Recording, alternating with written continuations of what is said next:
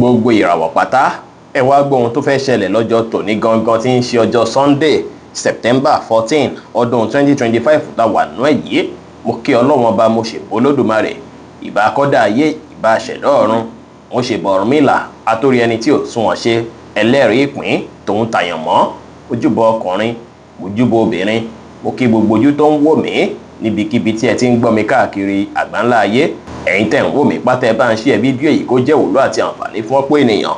Ẹ̀yin oníràwọ̀ iná tó kanran yan Aries tàbí láàrin March 21 sí April 20, ọjọ́ tòní jọjọ́ tó dára púpọ̀ fún yín láti fi rí dájú pé gbogbo nǹkan tí ẹ fẹ́ pátá ẹ rí gbámú, pàápàá àwọn nǹkan tó ṣe é pẹ́ tí ń pàtì látijọ́ mẹ́ta tẹ fẹ́ ṣe kẹ́rí wọn ṣe láṣeyọrí.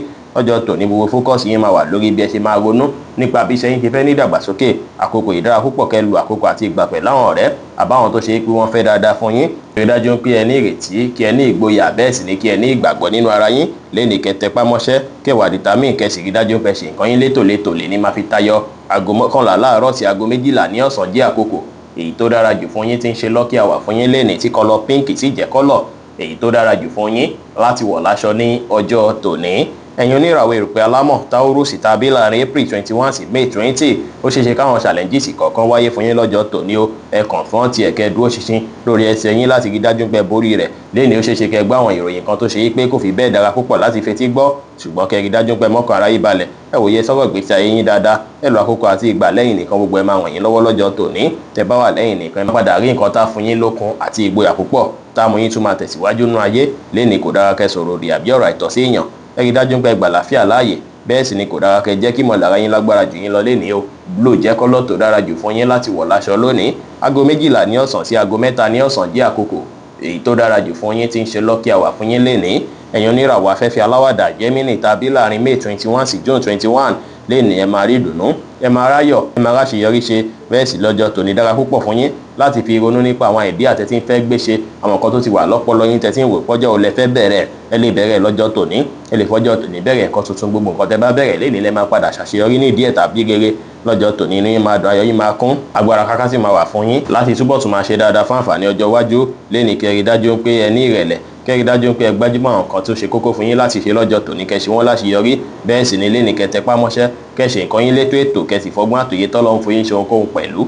Aago 9 kọjá ìṣẹ́jú 15 láàárọ̀ sí aago 11 láàárọ̀ ní àkókò èyí tó dára jù fún yín tí ń ṣe lucky hour fún yín lẹ́ni tí kọ́lọ̀ orange sì jẹ́ kọ́lọ̀ èyí tó dára jù fún yín láti wọ̀ láṣọ ní ọjọ́ tòní. Ẹ̀yin oníràwọ̀ omi agbára Cancer tàbí láàrin June 22 sí July 22, ó ṣeéṣe kó dàbí ìgbà pa ìbàlẹ̀ ọkàn lè fẹ́ wáyé fún yín o. Ó lè nira díẹ̀ fún yín láti gbájú mọ́ṣẹ́ dáadáa, láti concentrate dáadáa láàyè iṣẹ́ lọ́jọ́ tòní. Ẹ rí dájú pé ẹ tiraka láti rí dájú pé gbogbo responsibility yín pátá láàyè iṣẹ́ lẹ mójútó pátápátá tí ó kù kan.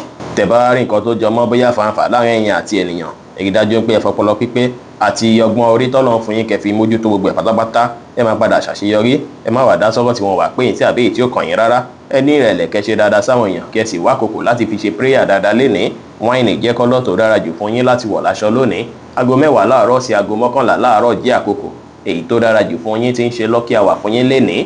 Ẹ̀yin oníràwọ̀ iná tó gbóná riri Leo tàbí láàrin July 23 sí August 22, ó ṣeéṣe kí ìgbésí ayé yín kó kún fún àwọn nǹkan dáadáa. Ó sì jẹ́ pé gbogbo nǹkan pátá ló máa lọ bí ẹ ti ṣe plan ẹ̀ tẹ́lẹ̀tẹ́lẹ̀. Ó jẹ́ pé ó dára púpọ̀ kí ẹ báwọn èèyàn ṣe dáadáa lọ́jọ́ tòní. Bí báwọn èèyàn ṣe wíwà very social lénìí, á bí kọ́pọlọ yín settle dáadáa, á sì bí kí ẹ rí ìdùnnú púpọ̀ tọkàn yín tó sì máa balẹ̀ káṣálẹ́ tó lẹ́. Ẹ ní ìrètí gbogbo nǹkan ti dáa, ẹ free mind yín kí ẹ fi ìfẹ́ tòun tọ̀yàyà hàn sí àwọn ènìyàn. Góòdù jẹ́ kọ́lọ̀ tó dára jù fún yín láti wọ̀ láṣọ lónìí. Aago 9 láàárọ̀ sí aago 10 láàárọ̀ jẹ́ àkókò èyí tó dára jù fún yín tí ń ṣe lucky hour fún yín lénìí.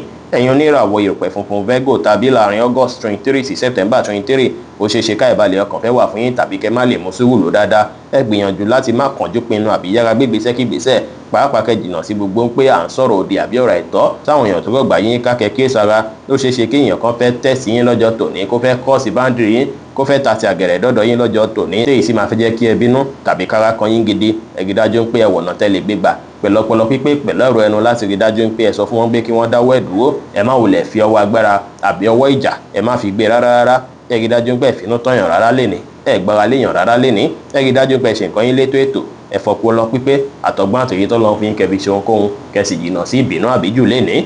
Green jẹ́ kọ́lọ̀ tó dára jù fún yín láti wọ̀ láṣọ lónìí. Aago 6 ní ìrọ̀lẹ́ sí aago 8 ní àṣálẹ́ jẹ́ àkókò èyí tó dára jù fún yín tí ń ṣe lucky hour fún yín lénìí.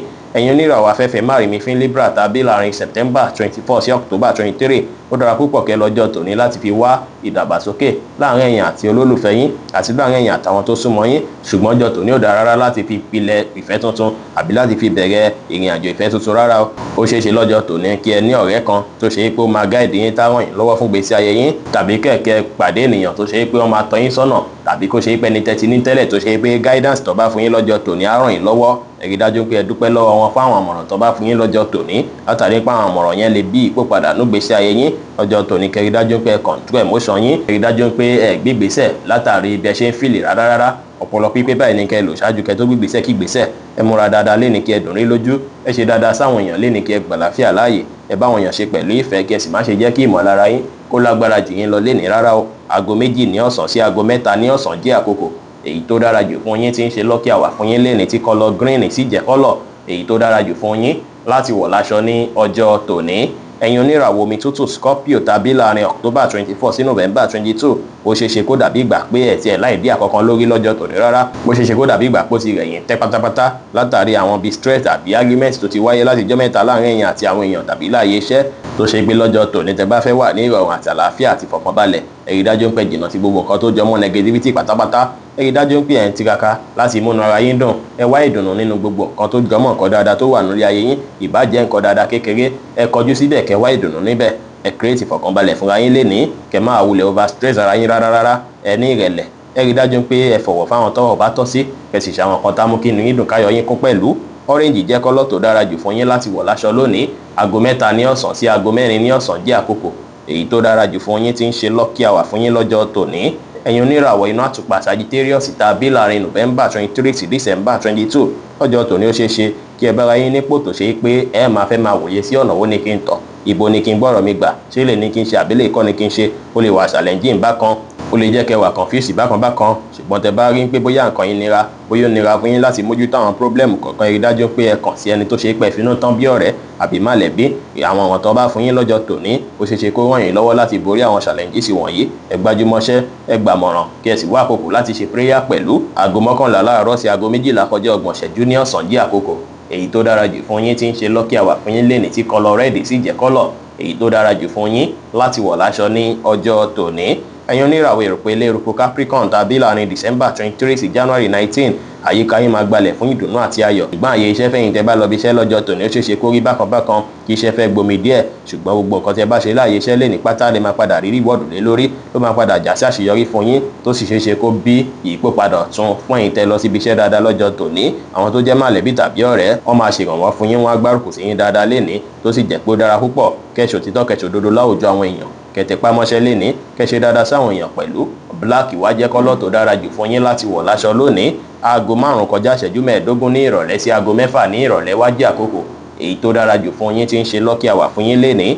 Ẹ̀yin oníràwọ̀ afẹ́fẹ́ oníbínú Aquarius tàbí láàrin January 20 sí February 19 ọjọ́ tòní ara yín máa yá gágá púpọ̀ tó sì jẹ́ pé ẹ máa ní ìgboyà àti ìgbàgbọ́ pé gbogbo kan máa dára. Ó ṣeé ṣe káwọn surprise kọ̀ọ̀kan tẹ́ bá rí lọ́jọ́ tòní kó bí ìdùnnú àtayọ̀ fún yín láti fẹ́ dẹ́rìn músẹ́ sí yín lẹ́nu lọ́jọ́ tòní. Ó dára púpọ̀ kẹ́ ẹ lọ àkókò àti ìgbà pẹ̀lú àwọn olólùfẹ́ yín, kẹ́ ṣe àwọn nǹkan tá mú kí inú yín dùn káyọ̀ yín kún. Ẹ má jẹ́ kára ya yín ju bó ṣe yẹ lọ lénìí. Ẹ fọgbọ́n àtòyé tó lọ fún yín ṣe ohunkóhun, ẹ wá gbọ́dọ̀ wáṣọ green rárá látàrí pé kọ́lọ̀ green yẹn jẹ́ kọ́lọ̀ tí yóò dára rárá fún yín láti wọ̀ láṣọ lónìí. Aago 2 kù ogún ìṣẹ́jú lọ́sàn-án sí aago 3 kù ìṣẹ́jú 5 ní ọ̀sán ní àkókò èyí tó dára jù fún yín tí ń ṣe lucky hour fún yín lénìí. Ẹ̀yin oníràwọ̀ omi tí kì í ru Pisces tàbí láàrin February 20 sí March 20 lọ́jọ́ tòní ẹ máa wà positive tó sì jẹ́ pé àwọn èròǹgbà ọkàn tẹ́ ń rò fún dàgbàsókè gbèsè ayé yín á bí kí ẹ ní ìrètí gbogbo nǹkan máa dá. Tẹ́ bá wá ní àwọn ìwà kan tó ṣe pé ń wù tẹ́lẹ̀ tó dàbí ìgbà pé wà náà ò dára, ẹ rí dájú pé ẹ dẹ́kun rẹ̀ lọ́jọ́ tòní kẹ́ pátì pátápátá. Ní ìsírí ó ṣeé ṣe kí ẹ ní okun láti mójútó àwọn iṣẹ́ tó dàbí ìgbà pó le koko fún yín láti jọ́ mẹ́ta tẹ́ fẹ́ mójútó.